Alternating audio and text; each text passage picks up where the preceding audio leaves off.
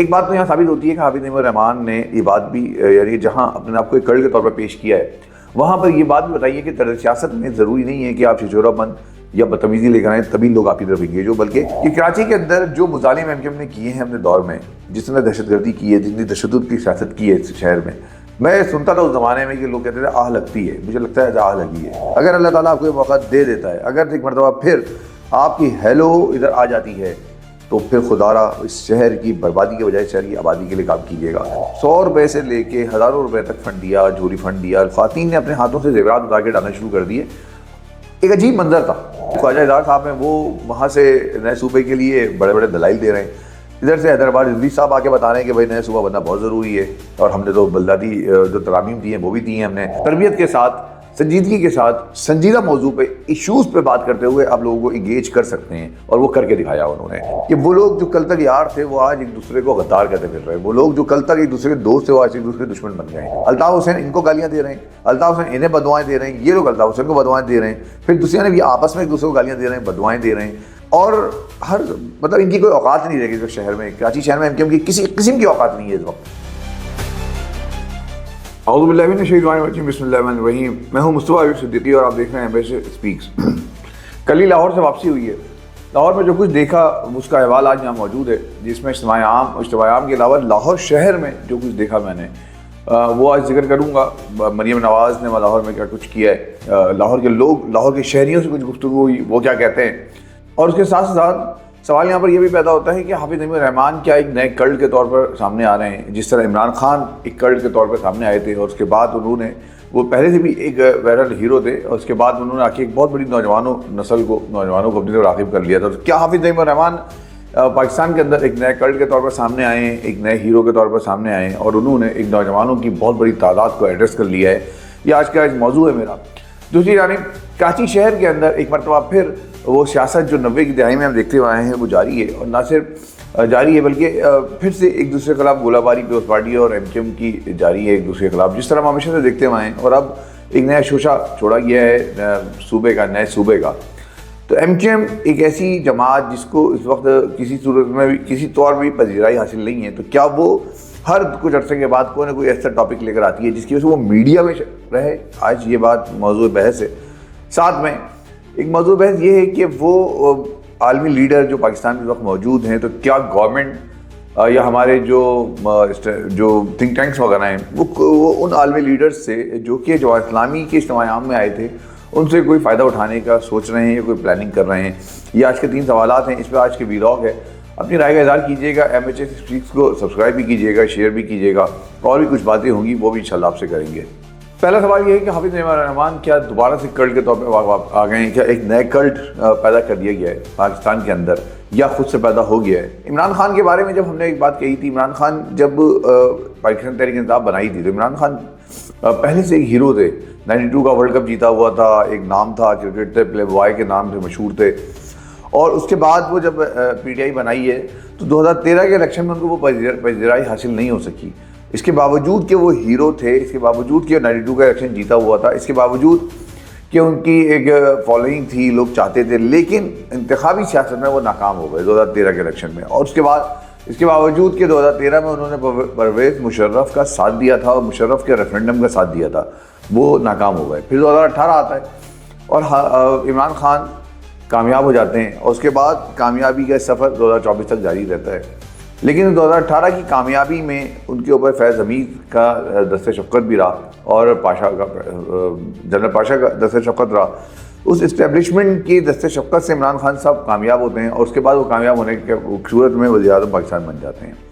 اب باتیں حافظ نعیم الرحمان کی جانب۔ حافظ نعیم الرحمان نے جماعت اسلامی کی عمارت جب سے سنبھالی ہے، جماعت اسلامی کے طرز سیاست میں بہت حد تک چینج آیا ہے، بہت حد تک تبدیلی آئی ہے۔ اس طرز سیاست میں جب بہت اہم بات یہ ہے کہ وہ سیاست جو جماعت اسلامی کی عموماً کشمیر، فلسطین اور ان جہادی کلچر میں گھما کرتی تھی، وہ سیاست جماعت اسلامی کے امیر ہونے کے بعد حافظ نعیم الرحمان جبکہ کراچی کے امیر تھے تب بھی، اور جب پاکستان کے امیر ہوئے تب بھی خاص طور پر وہ نچلی سطح پر آئی ہے، اور وہ اس میں مقامی سطح کے ایونٹ، مقامی سطح کے ایشوز، عوام کے ایشوز کو ہائی لائٹ کیا گیا ہے، ان کو ایڈریس کیا گیا ہے، نوجوانوں کے مسائل کو ایڈریس کیا گیا ہے۔ پھر وہ ایشوز، وہ پلاننگس، وہ پروگرامز دیے گئے جس سے نوجوان اس کی طرف اٹریکٹ ہوں. تو حافظ رحیم الرحمان اس گزشتہ 10-12 سال کی اس جدوجہد کے دوران ایک ایسے چہرے کے طور پر سامنے آئے ہیں جس کو میڈیا بھی ایڈریس کرتا ہے. کیونکہ جماعت اسلامی کو عموماً یہ شکوہ رہتا تھا کہ میڈیا ان کو وہ رسپانس نہیں دیتا، وہ کوریج نہیں دیتا جو ان کا حق بنتا ہے. لیکن بہرحال جب سے حافظ رحیم الرحمان آئے، میڈیا کے اوپر چھائے ہوئے ہیں. میڈیا کی ضرورت ہے کہ حافظ رحیم الرحمان کو ٹائم دیں، کیونکہ ان کے ٹائم سے میڈیا کو فائدہ پہنچتا ہے. وہ جو ان کا ٹائم ہوتا ہے اس سے ان کو اشتہارات ملتے ہیں اور سب کچھ چلتا ہے، میڈیا کا کاروبار چلتا ہے. تو حافظ رحیم الرحمان اس لحاظ سے ایک کلٹ کے طور پر سامنے آئے کہ میڈیا کی بھی ضرورت ہے، اور میڈیا کے ساتھ ساتھ اس وقت نوجوانوں کو بہت زیادہ اپنی طرف اٹریکٹ کر لیا ہے. جماعت اسلامی کا اجتماع عام ہوا، اجتماع عام میں عام اجتماع عام سے ہٹ کے جس طرح وہاں لوگوں کو انگیج کیا ہے، میں وہاں یہ سوچنے میں مجبور تھا کہ عموماً جو دیگر پارٹیوں کے اجتماع عام ہوتے ہیں تو اس میں گانے بجانا یا ڈانس کلچر، یہ سب چیزوں کے ذریعے نوجوانوں کو انگیج کر کے رکھا جاتا ہے. لیکن اس اجتماع عام میں نہایت سنجیدہ گفتگو ہو رہی تھی. اس اجتماع عام میں آئی ٹی کے حوالے سے ایک باقاعدہ سیکشن تھا جس میں سیشن ہوا ہے، جس میں نوجوان موجود تھے. اس اجتماع میں انٹرنیشنل سیشن تھا، اجتماع میں خواتین کا سیشن تھا، بائک مختلف اسپورٹس کے سیشن تھے. پھر نشید کا سیشن ہوا، رات میں نشید پڑھی گئی. دل دل پاکستان، جنید جمشید صاحب کے بیٹے انہوں نے دل دل پاکستان میں اپنے والد کا جو مشہور ان کا نغمہ ہے وہ گایا وہاں پہ.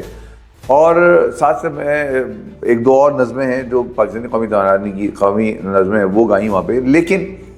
کہیں پر بھی کوئی ہلہ گلا، کوئی ہلڑ بازی، کوئی چچورا پن کچھ بھی نہیں ہوا. تو ایک بات تو یہاں ثابت ہوتی ہے کہ حافظ رحیم الرحمان نے یہ بات بھی، یعنی جہاں اپنے آپ کو ایک کلٹ کے طور پر پیش کیا ہے، وہاں پر یہ بات بھی بتائیے کہ طرز سیاست میں ضروری نہیں ہے کہ آپ چچورا پن یا بدتمیزی لے کر آئیں تبھی لوگ آپ کی طرف انگیج ہو، بلکہ ایک اچھے انداز میں اور تربیت کے ساتھ، سنجیدگی کے ساتھ، سنجیدہ موضوع پہ، ایشوز پہ بات کرتے ہوئے آپ لوگوں کو انگیج کر سکتے ہیں. اور وہ کر کے دکھایا انہوں نے. وہاں پر یہ پوزیشن تھی کہ خواتین کی بہت بڑی تعداد تھی، اور اس تعداد کو شاید جماعت اسلامی بھی نہیں ایڈریس کر رہی تھی. جماعت اسلامی کو اندازہ نہیں تھا کہ اتنی بڑی تعداد آ جائے گی. اس کے باوجود کہ اجتماع عام سے کچھ دن پہلے تک حافظ رحیم الرحمان سے جب انٹرویوز کیے جا رہے تھے تو وہ بتا رہے تھے لاکھوں لوگ آئیں گے. لیکن جماعت اسلامی کو شاید خود اندازہ نہیں تھا کہ ان کا جو دعویٰ ہے یہ دعویٰ سچ ثابت ہو جائے گا، اور وہاں پر وہ سمجھتے تھے 1,00,000 سوا لاکھ 1.5 لاکھ لوگ آ جائیں گے. لیکن پوزیشن یہ تھی کہ صرف اور صرف جماعت اسلامی کے خواتین میں جو تھیں وہ 70,000 1 لاکھ کے قریب خواتین تھیں. تو وہ جو انتظام کیا گیا تھا وہ کم پڑ گیا، اور کم پڑنے کی وجہ سے خواتین کو بہت صحیح، میں نے خود دیکھا وہاں پہ جب وزٹ کیا کہ کچھ جو اسٹیج کے پیچھے کا حصہ تھا وہاں خواتین کو ایڈجسٹ کیا گیا، اور خواتین بہت ساری وہاں پہ ایسی جگہوں پہ تھیں جہاں قناتیں بھی نہیں تھیں، ٹینٹ بھی نہیں تھا. اور دوسری جانب مردوں کا سلسلہ بھی تقریباً ایسے ہی تھا. لیکن بہت اہم بات جو وہاں نظر آئی وہ یہ کہ وہ مرد، وہ لڑکے، چونکہ برگر لڑکے بھی نظر آ رہے تھے، عام لڑکے بھی نظر آ رہے تھے، جینس ٹی شرٹ لمبے بالوں والے، اور وہ چوٹی والے میں بھی جو ہمارے یہاں فیشن کہلاتا ہے اس ٹائپ کے لڑکے نظر آئے. بلکہ میں آپ کو بتاتا ہوں کہ مجھے کچھ ایسے لڑکے بھی نظر آئے جو کہ بالکل آج کل کے فیشن کے شو میں وہ شارٹس ٹائپ کی چیزیں جو ہوتی ہیں، جبکہ سردی تھی، وہ پہن کے وہاں پر آئے ہوئے تھے. تو میں بھی حیران تھا کہ جماعت اسلامی کا یہ اجتماع ہو رہا ہے یا کسی کا سمجھ میں نہیں آ رہا تھا. بہرحال اچھی بات یہ تھی کہ اتنے قریب ہونے کے باوجود کبھی کسی خاتون کو شکایت نہیں ہوئی، کسی لڑکی کو شکایت نہیں ہوئی کہ اس کو کسی نے تنگ کیا ہو. نہ ہی کسی لڑکے کی جرت ہو سکتی تھی، کسی مرد کی جرت ہو سکتی تھی کسی عورت کو اس طرح کہ وہ تنگ کرے. تو وہاں یہ بہت اچھا انتظام تھا. اس انتظام کی بہت بڑی یقیناً جماعت اسلامی کے کارکنان کو تو جاتی ہے بات کہ انہوں نے اس کو اس طرح مینیج کیا. لیکن حقیقت میں وہاں جو آنے والا فرد تھا، چاہے وہ عام فرد ہو چاہے وہ جماعت اسلامی کا کارکن ہو، اس کو یہ اپریسیشن جاتی ہے کہ اس نے اس بات کا لحاظ رکھا کہ وہاں جو آنے والی خواتین ہیں وہ اس کی عزت ہیں، اور ان کا عزت کا اس نے احترام کیا. حافظ رحیم الرحمان نے وہاں پر اپنے آپ کو پیش کیا، ان کی تقریریں ہوئیں. ان کی آخری تقریر بہت اہم تھی جس میں انہوں نے استثناء کے حوالے سے بات کی، سب کچھ کیا. پھر ان کی ایک جب انہوں نے معافی مانگی اپنے لوگوں سے کہ میں معافی چاہتا ہوں، انتظام کم پڑ گیا اور امیر جماعت اسلامی ہونے کے ناطے معافی مانگتا ہوں، تو وہ رو رہے تھے، ان کی آنکھوں میں آنسو تھا. میں نے وہاں دیکھا لوگوں کے آنکھوں میں کہ وہاں عام لوگ رو رہے تھے وہاں پہ، اور ان کی آنکھوں میں آنسو تھا. پھر ایک اور جو ایک بہت اہم منظر تھا، وہ منظر یہ تھا کہ جب جماعت اسلامی کی حافظ نعیم کی جانب سے وہ اعلان کیا گیا، بلکہ حافظ نعیم کی دوسرے ان کے لیڈر ہیں ان کی جانب سے اعلان کیا گیا کہ فنڈ کی ضرورت ہے اور آپ لوگ فنڈ دیتے ہوئے جائیے گا. تو مجھے وہ منظر یاد آ گیا جب ایک زمانے میں کہا جاتا تھا کہ ایم کیو ایم کے اللہ حسین کے کراچی میں ایم کیو ایم کے قائد اللہ حسین نے اپیل کی تھی تو لوگوں نے اپنے زیورات اٹھا کے ڈال دیے تھے. بلکہ اگر اس منظر کو اس طرح لے لیں کہ جب قاضی حسین احمد نے کارواں چلایا تھا اور کارواں میں اعلان کیا تھا کہ فنڈ کی ضرورت ہے تو خواتین نے اپنے زیورات تک دے دیے تھے. بالکل یہ منظر تھا کہ وہاں مطلب جو بڑے لوگ امیر پارٹیاں تھیں, امیر لوگ تھے, انہوں نے کروڑوں روپے فنڈ دیا. لیکن میں خاص طور پہ بات کرنا چاہتا ہوں ان لوگوں کی جو کہ بیچارے مزدور پیشہ لوگ تھے, کمزور لوگ تھے, اور نچلے بیچارے نہ جانے کس طرح وہ وہاں تک آئے تھے, کس طرح ان کا مینیج ہوا تھا. بہرحال جماعت اسلامی کے ذریعے آئے ہوں گے وہ, انہوں نے وہاں پر 100 روپے سے لے کے ہزاروں روپے تک فنڈ دیا, جھولی فنڈ دیا. خواتین نے اپنے ہاتھوں سے زیورات اتار کے ڈالنا شروع کر دیے. ایک عجیب منظر تھا وہ منظر جو کہ عموماً نہیں دیکھا جاتا, پارٹیوں میں عموماً ایسا منظر نہیں دیکھا جاتا. وہ منظر میں نے وہاں دیکھا اور وہاں احساس ہوا کہ جب آپ کسی ایسے فرد کے ساتھ, کسی ایسے کاز کے ساتھ کھڑے ہوتے ہیں جس میں سچائی ہو, تو لوگ بھی آپ کے لیے دل کھول دیتے ہیں, جان دے دیتے ہیں اور مال بھی دے دیتے ہیں اور اچھی طرح دے دیتے ہیں. وہاں یہ سب کچھ دیکھا ہم نے. اس کے بعد میں بار بار یہ بات سوال کرتا رہا, وہاں کے جماعت اسلامی کے ذمہ داران سے بھی بات پوچھی میں نے کہ یار کیا وجہ ہے کہ حافظ نعیم الرحمان نے جو جماعت اسلامی کا طریقہ کار ہے اس سے ہٹ کے بات کی ہے. تو ان کا کہنا تھا ایسا نہیں ہے. البتہ یہ ضرور ہے کہ جماعت اسلامی نے اس وقت ایڈریس کیا ہے, حافظ نعیم نے اس وقت ایڈریس کیا ان لوگوں کو جو کہ عام لوگ ہیں. بالکل عموماً جماعت اسلامی ایک کنویں میں ایک اس میں بندھی رہتی تھی, اب اس سے باہر نکل کے بات کی ہے اس نے. اس کی وجہ سے لوگ بہت بڑی تعداد میں آ گئے ہیں. مجھے وہاں ایسے لوگ بھی ملے, ایک خاتون سے ملاقات ہوئی, جب بات چیت ہوئی تو انہوں نے کہا کہ وہ بالکل گاؤں دیہات کی خاتون تھی اور مجھے دیکھ کر لگ رہا تھا. میں نے ان سے پوچھا, میں سمجھا کہ یہ آئی ہوں گی تو ان کو پتہ بھی نہیں ہوگا, جیسے عموماً مسلم لیگ کے جلسے میں یا دیگر جلوسوں میں نظر آتا ہے, پیپلز پارٹی کے جلسوں میں بھی نظر آیا ہے کہ اٹھا کے لے آئے ہیں. ان کو پوچھا گیا کہ آپ کو جلسے میں آئے ہیں, آپ کس کے لیے آئے ہیں, ان کو پتہ بھی نہیں تھا کس کے جلسے میں آئے ہیں, بریانی کھانے کے لیے آ گئے تھے. تو میں نے بھی یہ سوچتے ہوئے وہاں سوال کیا تھا, اور وہ ریکارڈنگ میرے پاس موجود ہے, لیکن اس کی ریکارڈنگ جو ہے وہ بہت خراب ہو گئی ہے. اس کی آواز شاید میں بھی سنواؤں آپ کو, آواز بہت خراب ہے. تو وہ خاتون سے میں نے پوچھا کہ آپ یہاں جلسے میں کیوں آ گئی ہیں, کون لایا آپ کو کچھ کس طرح آ گئی؟ تو انہوں نے کہا کہ ہم حافظ نعیم الرحمان کے لیے آئے. وہاں سے مجھے احساس ہوا کہ جماعت اسلامی کے اندر ایک ایسی شخصیت پیدا ہو گئی ہے جس نے جماعت اسلامی میں لوگوں کو راغب کر لیا اپنی طرف.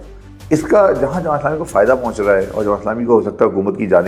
کی طرف بڑھنے میں بھی فائدہ پہنچے, لیکن دوسری جانب جماعت اسلامی کی جو ایک انداز سیاست رہا ہمیشہ سے کہ کسی شخصیت پہ لے کے نہ جائے کسی کو, وہ بہرحال اس پہ کامیاب نہیں ہو سکے. اب ان کو شخصیت پہ ہی لے کے جانا پڑے گا. ساتھ ساتھ حافظ نعیم الرحمان نے وہاں مختلف سیاسی جماعتوں سے بھی بات کی ہے, سیاسی لوگوں سے بات کی ہے, سیاسی لوگوں کو ایڈریس بھی کیا ہے. مسلم لیگ نون کو بھی بہت طنز کا نشانہ بنایا, پیپلز پارٹی کو نشانہ بنایا, طنز کا نشانہ بنایا اور تنقید کی. محسوس یہ ہوتا ہے کہ اس سیاست کے ذریعے حافظ نعیم الرحمان ایک مرتبہ پھر پاکستان کے اندر والی سیاست پہ جائیں گے جس سیاست میں ٹکراؤ کی پالیسی ہوگی. میں بار بار یہ بات کہہ رہا ہوں کہ ٹکراؤ کی پالیسی کی طرف نہیں جانا چاہیے جماعت اسلامی کو. جماعت اسلامی بالکل وہ کرے, انہوں نے اسٹیبلشمنٹ کو بھی بہت زیادہ لتاڑا ہے اور مسلسل لتاڑ رہے ہیں. وہ جنرل عاصم منیر کو بھی چیلنج کر رہے ہیں. ٹھیک ہے, وہ آئین کے دائرے میں رہتے ہوئے سارے کام کر رہے ہیں, لیکن پاکستان کے لیے یہ مناسب نہیں ہے کہ کسی صورت میں بھی ٹکراؤ کی پالیسی اپنائی جائے. جماعت اسلامی کو پذیرائی ملی ہے, اس پذیرائی میں جماعت اسلامی کو آگے بڑھنا چاہیے, اور قبولیت ملی ہے تو اس قبولیت کو آگے بڑھنا چاہیے, لیکن اس قبولیت میں کوئی ٹکراؤ کی پالیسی نہیں آئے تو زیادہ بہتر ہے. بہرحال حافظ نعیم الرحمان ایک بڑے چیلنج کے طور پہ اس وقت سامنے آئے لوگوں کے لیے. اب سوال یہ ہوتا ہے کہ وہ لوگ جو کہ باہر ممالک سے پاکستان میں آئے ہیں, جس میں انٹرنیشنل سیشن تھے مختلف, جس میں معیشت کے حوالے سے ایک سیشن تھا, اور بہت اچھی تجاویز دی گئیں اس معیشت کے حوالے سے کہ پاکستان کی معیشت کو کس طرح گرو کرنا چاہیے. عموماً جو جلسے ہوتے ہیں, اس طرح کی جو سیاسی ایکٹیویٹیز ہوتی ہیں, اس میں قومی سوچ کے حوالے سے بات نہیں ہوتی. عموماً اس میں اپنی سیاست, اپنے بارے میں بات کی جا رہی ہوتی ہے. لیکن یہاں پر معیشت کے حوالے سے باقاعدہ سیشن ہوا. اس سیشن میں پاکستان کی معیشت کو کیسے بہتر بنانا چاہیے اس پہ تجاویز دی گئیں. بڑے بڑے جو انٹلیکچوئل تھے وہ آئے, انہوں نے بات کی. تعلیمی پالیسی پہ سیشن ہوا, تعلیمی پالیسی میں کس طرح آگے بڑھانا چاہیے اس پہ بات ہوئی. آئی ٹی کے حوالے سے بہت بڑے بڑے سیشن ہوئے. پھر جو دیگر ممالک سے تحریک اسلامی سے وابستہ اور دیگر لوگ آئے ہوئے تھے, ان کے ساتھ ایک الگ سیشن ہوا, انٹرنیشنل سیشن, جو کہ چوتھے دن ہوا ہے, اور وہ الگ اس میں الگ گفتگو کی گئی ہے. اس میں بھی پاکستان کے اندر کس طرح تبدیل کیا جا سکتا ہے پاکستان کی تمام تعلیمی پالیسی کو, معاشی پالیسی کو, اس کو حوالے سے تجاویز مرتب کی گئی ہیں. اسی طرح خواتین سیشن ہوا ہے, اور خواتین کو اتنا بڑا اسپیس مل رہا جماعت اسلامی کے اندر جس میں خواتین کا ایک الگ سیشن ہونا، انٹرنیشنل سیشن ہونا، خواتین انٹرنیشنل لیول پہ یہاں پہ آئی ہیں، وہ ادھر شامل ہیں اور لیڈ کر رہی ہیں. یہ سب چیزیں بتاتی ہیں کہ ایک تنظیم جب طریقے سیاسی جماعت کوئی بھی اگر کسی اچھے پلاننگ کے ساتھ کام کرتی ہے اور منصوبہ بندی کے ساتھ کوئی اجتماع کرتی ہے تو اس کے فائدہ یقینی طور پہ نہ صرف اس سیاسی جماعت کو ہوتا ہے بلکہ پاکستان یا اس ملک کو بھی ہوتا ہے. تو پاکستان کو یقیناً اس کا فائدہ اٹھے گا. میں یہاں اپیل کرنا چاہتا ہوں وزیر اعظم شہباز شریف صاحب سے اور جو نواز شریف صاحب سے بھی کہ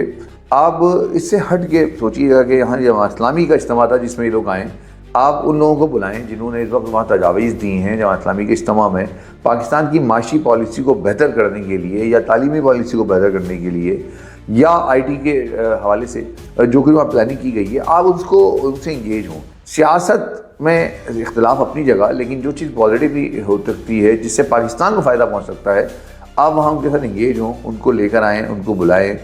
حافظ نعیم الرحمان کو بلائیں اور پاکستان کے مفاد میں حافظ نعیم الرحمان کے ساتھ مل کر پاکستان کے مفاد میں کام کریں. وہاں کسانوں کے حوالے سے بھی پالیسی بیان دی گئی ہے، وہاں زراعت کے حوالے سے بڑی زبردست پالیسی دی گئی ہے،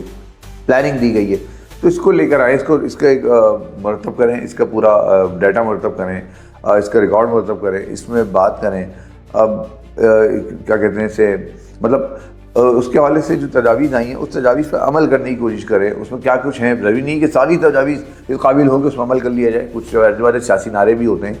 لیکن اس میں جو ایسی باتیں ہیں جس پر عمل کیا جا سکتا ہے جس سے پاکستان کو فائدہ پہنچ سکتا ہے اور عالمی لیڈر، عالمی ماہرین اس میں موجود ہیں، ان کی ویژن سے فائدہ اٹھایا جا سکتا ہے تو اس سے فائدہ اٹھایا جائے، ان کو بلایا جائے. اس سے قطع نظر کہ وہ جو اسلامی کے پروگرام میں آئے تھے، حقیقت یہ ہے کہ وہ اس وقت پاکستان آئے تھے، پاکستان کے مہمان تھے اور پاکستان کی ترقی کے لیے بات کر رہے تھے.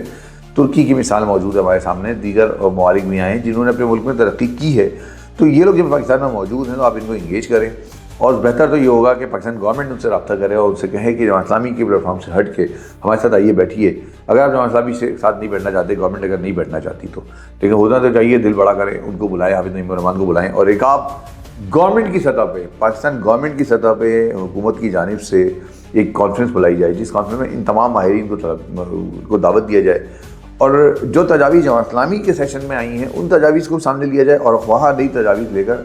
انٹرنیشنل جو ہماری کمیونٹی ہے ان سے ہمیں منسلک کیا جائے، وہ جوڑا جائے، ہمارے بچوں کو جوڑا جائے اور پاکستان کے لیے بہتر فیصلہ کیا جائے. تو یہ تو آج کا میرا ایک موضوع تھا جو حافظ نعیم الرحمان کا تھا. اچھا، دوسرا موضوع ہے پاکستان میں ایک مرتبہ پھر نئے صوبوں کی وہ باتیں شروع ہو گئی ہیں اور یہ ہر 2 سال 3 سال بعد ہو رہی ہوتی ہے. کراچی کے اندر خاص طور پہ بڑی مصطفیٰ کمال صاحب آئے چیخ پکارتے ہوئے اور انہوں نے کہا ہے کہ اس دن پریس کانفرنس میں ہی کہا تھا نیا صوبہ، پھر اس کے بعد حیدرآباد رضوی آ گئے اور یہاں سے پیپلز پارٹی کے بیانات شروع ہو گئے. میں کل دیکھ رہا تھا کہ رضا ہارون جو کہ کبھی ایم کیو ایم کے حصہ ہوا کرتے تھے وہ پیپلز پارٹی میں مشیر ہیں وزیر اعلیٰ سندھ کے، اور دوسری جانب خواجہ اعجاز الحسن جو کہ ایم کیو ایم کے اپوزیشن لیڈر ہے، ایم کیو ایم کے اپوزیشن لیڈر تھے، رہنما ہیں. خواجہ اعجاز الحسن اور رضا ہارون ایک وسیم آدابی کے پروگرام میں موجود ہیں اور ایک دوسرے پہ الزامات کی بارش کر رہے ہیں. نئے صوبے کے حوالے سے وہی رضا ہارون خواجہ اظہار میں الزامات لگا رہے ہیں، جب خواجہ اظہار وہ کہہ رہے ہیں کہ ان نئے صوبے کا مطالبہ غلط کر رہے ہیں، جبکہ رضا ہارون صاحب خود اب جب ایم کیو میں موجود تھے رضا ہارون صاحب خود نئے صوبے کا مطالبہ کیا کرتے تھے. تو ایک دوسرے الزامات چل رہے ہیں. اور دوسری جب خواجہ اظہار صاحب ہیں وہ وہاں سے نئے صوبے کے لیے بڑے بڑے دلائل دے رہے ہیں. ادھر سے حیدرآباد رضوی صاحب آ کے بتا رہے ہیں کہ بھائی نئے صوبہ بننا بہت ضروری ہے اور ہم نے تو بلداتی جو ترامیم دی ہیں وہ بھی دی ہیں ہم نے. ہمارے مصطفیٰ کمال بھی کہہ رہے ہیں. ایک دوسرے الزامات کی باری بھی چل رہی ہے. خالد مقبول صدیقی ایک طرف ہیں، ایک طرف فاروق ستار ہیں. یہ سب ایک دوسرے کو نیچا دکھا کے عموماً ایک پارٹی اپنے آپ کو آگے بڑھا رہے ہیں. اب ہر بندہ لیڈر بننے کے بعد لیڈر بننا چاہتا ہے ٹی وی پہ آ کے. مجھے ایسا لگ رہا تھا، آپ لوگوں کو شاید مجھ سے بہت شدید اختلاف ہو، میں معافی چاہوں گا اس سے، لیکن مجھے ایسا لگتا ہے کہ کراچی کے اندر جو مظالم ایم کیو ایم نے کیے ہیں اپنے دور میں، جس نے دہشت گردی کی ہے، جتنی تشدد کی سیاست کی ہے اس شہر میں سنتا تھا اس زمانے میں کہ لوگ کہتے تھے آہ لگتی ہے. مجھے لگتا ہے آہ لگی ہے. یہ آہ لگی ہے اس طرح کہ وہ لوگ جو کل تک یار تھے وہ آج ایک دوسرے کو غدار کہتے پھر رہے ہیں. وہ لوگ جو کل تک ایک دوسرے کے دوست تھے وہ آج ایک دوسرے کے دشمن بن گئے ہیں اور پھر ایک دوسرے کی پول پٹیاں کھول رہے ہیں. یہ کیا ان لوگوں کی آہ نہیں ہے جن کے اوپر ظلم ہوا ہے کراچی شہر میں، چاہے وہ ایم کیو ایم کے اپنے کارکن ہوں یا چاہے دیگر لوگ ہوں. ایم کیو ایم کے اپنے کارکن بھی اگر بیچارہ مارا گیا ہے تو وہ انہی لوگوں کے لیے مارا گیا ہے. وہ کارکن جو اس کا گھر اجڑا ہے، وہ کارکن جس کے گھر میں لاشیں گری، جس نے لاشیں گرائی ہیں یا جس کے گھر سے لاشیں اٹھی ہیں، ہر دونوں صورتوں میں وہ انہی لوگوں کے لیے، انہی لوگوں کے اکسانے پر، انہی رہنماؤں کے اکسانے پر، اسی قائد تحریک الطاف حسین کے کہنے پر یہ سارے کام کیے ہیں اس نے۔ تو آج یہ سارے لوگ الطاف حسین ان کو گالیاں دے رہے ہیں، الطاف حسین انہیں بددعائیں دے رہے ہیں، یہ لوگ الطاف حسین کو بددعائیں دے رہے ہیں، پھر دوسری جانب یہ آپس میں ایک دوسرے کو گالیاں دے رہے ہیں، بددعائیں دے رہے ہیں، اور ہر مطلب ان کی کوئی اوقات نہیں رہے گی اس وقت شہر میں، کراچی شہر میں MKM کی کسی قسم کی اوقات نہیں ہے اس وقت، کوئی ان کو چاہتا نہیں ہے، کوئی ان کو مانتا نہیں ہے۔ اب یہ صرف اپنی شہادت سمجھانے کے لیے کوئی نہ کوئی شوشہ چھوڑتے ہیں اور اس کے بعد سامنے آ جاتے ہیں۔ تو کیا یہ آہ نہیں ہے؟ MKM کے لوگوں کی آہ ہے یہ ان لوگوں کی آہ ہے جن کو آپ نے امیدیں دلائیں، آپ نے ان کو راستے دکھائے، ان کو دنیا دکھائی، اس کے بعد ان کے ساتھ دھوکہ کیا، اپنے آپ کو بنایا، آپ نے آپ کو بنا لیا۔ کوئی نکل کے کلفٹن پہنچ گیا، کوئی ڈیفینس پہنچ گیا، کوئی امریکہ پہنچ گیا، کوئی کینیڈا، کوئی لندن پہنچ گیا، لیکن وہ MKM کا کارکن جو نیو کراچی میں تھا، جو لالو کھیت میں تھا، وہ جو ملیر میں تھا، جو لانڈی میں تھا، جو اورنگی ٹاؤن میں تھا، وہ بیچارہ وہی کا وہیں رہا، وہ اسی گھر میں رہا، اسی کچے مکان میں رہا، اس نے جو کچھ کیا اپنی محنت سے کیا، آگے بڑھا، اپنی محنت سے آگے بڑھا، اس کو کچھ نہیں ملا، اس کا گھر نہیں بنا، اس کا علاقہ صاف نہیں ہوا، اس کے علاقے میں کام نہیں ہوا، اس کو نوکری نہیں ملی، تو وہ اس کے گھر والوں کی آہ نہیں لگے گی۔ پھر اس میں سے بہت سارے ایسے کارکن ہیں جنہوں نے آپ کے لیے ہتھیار اٹھایا اور اس کے بعد بیچارے مارے گئے کسی نہ کسی جگہ پہ، یا جیلیں کاٹ رہے ہیں، یا جیلیں کاٹی انہوں نے، ان کا کیریئر ختم ہو گیا، ان کی ایجوکیشن ختم ہو گئی، ان کا روزگار ختم ہو گیا، تو کیا ان کے ماں باپ کی، ان کی آہ نہیں لگے گی؟ آہ لگے گی۔ پھر یہ آہ ان لوگوں کی بھی لگی ہے جن کو آپ لوگوں نے اغوا کیا، آپ لوگوں نے تشدد کیا، ڈرل مشین سے کاٹا، سول نگارن سے جلایا اور ان کے ٹکڑے کیے، ان کو وہی لاشیں بنائی ان کی، تو کیا ان کی آہ نہیں لگے گی؟ یہ آہ لگی ہے۔ میں اس بات میں بہت یکسو ہوں، بہت بری لگیں گی آپ لوگوں کو باتیں، لیکن کہتے ہیں کہ میں اب یہ سوچتا ہوں کہ زندگی کی اس عمر، جب عمر کے اس حصے میں پہنچ چکا ہوں جہاں پر اب پتہ نہیں ہے کتنے عمر یہاں باقی ہے، کیونکہ ہمارے یہاں جو ایوریج ایج ہے وہ 60-62 سال ہے، تو کیوں نہ آدمی جاتے جاتے سچ بات بول کے جائے؟ کیوں کب تک میں اس بات کا خیال رکھوں، حکمت کا، اور اس بات کا کہ آپ لوگ ناراض نہ ہو جائیں، کہنے والے مجھے کچھ اور نہ کہنے لگیں، کسی ایک نظریے کے سامنے نہ سمجھنے لگے۔ میں اس سے قطع نظر ہو گیا اس وقت بالکل کلیئر بات کرتا ہوں کہ اس شہر کو تباہ کرنے میں MKM کا کردار تھا، اس شہر کے ساتھ ساتھ اس ملک کو تباہ کرنے میں MKM کا بہت بڑا کردار ہے۔ اس میں بہت بڑی تعداد میں لوگوں کو آپ لوگوں نے سپورٹ کیا، تو آپ نے لوگوں کو اس اپنے مفادات کے لیے پاکستان کے سیاست کو تباہ کر دیا۔ کبھی آپ پیپلز پارٹی کی گود میں آگے بیٹھ گئے، کبھی آپ جا مسلم لیگ نون کی گود میں بیٹھ گئے، کبھی آپ PTI کی گود میں بیٹھ گئے، اور آپ نے پاکستان کے قومی مفاد کے بجائے اپنے ذاتی مفادات کو ترجیح دی۔ اس کے نتیجے میں ذاتی پاکستان کو نقصان پہنچتا رہا، کراچی کو نقصان پہنچتا رہا، خاص طور پہ کراچی ختم ہو گیا تو ہمارا۔ تو یہ آہ ہے جو آپ لوگ ایک دوسرے کو گالیاں دیتے پھر رہے ہیں، اور مزید دیں گے۔ ابھی یہ تو کم ہے، مزید آپ لوگوں کو دینی ہے ایک دوسرے کو گالیاں، کیونکہ آپ لوگ نے غداری کی ہے۔ دوسری یار بہت تیزی سے آپ تھوڑا سا نوٹ کریں کہ پچھلے دنوں سے MKM کے حوالے سے بہت ویلاگز اور بہت زیادہ TV چینلز میں آنے لگ گیا ہے۔ ایسا لگتا ہے کہ ایک مرتبہ پھر کچھ لوگ کرتا دھرتا یہ سوچ رہے ہیں کہ الطاف حسین کو لانچ کر دیا جائے ایک مرتبہ پھر۔ اور یہ بات کل الطاف حسین کی ایک ویڈیو بھی دیکھی جس میں انہوں نے کہا کہ ہاں ہم پہ پابندی شاید ہٹ جائے۔ ان سے جب سوال کیا تھا جاوید نے کہ آپ پہ پابندی ہٹنے والی ہے، کہ ہٹنے والی ہے، ہو سکتا ہے، اور ان کے انداز سے لگ رہا تھا کہ شاید ان تک یہ میسیج چلا گیا ہے کہ آپ پہ سے پابندی ہٹ جائے گی، MKM کے جو غیر محسوس انداز میں پابندی ہے، تو اس شہر میں MKM الطاف گروپ کو ایک مرتبہ پھر کام کرنے کی اجازت مل جائے گی اور وہ کام کریں گے۔ تو میری اپیل ہے الطاف صاحب سے، الطاف بھائی آپ کی فالوئنگ ہے کراچی شہر میں، ان سے ہٹ کے جو لوگ اس وقت MKM پاکستان کی صورت میں ایک دوسرے کو گالیاں دیتے پھر رہے ہیں، آپ کی اگر فالوئنگ ہے، اگر آپ کو یہ موقع مل جاتا ہے، اگر قدرت آپ کو یہ موقع دے دیتی ہے، اگر اللہ تعالیٰ آپ کو یہ موقع دے دیتا ہے، اگر ایک مرتبہ پھر آپ کی ہیلو ادھر آ جاتی ہے،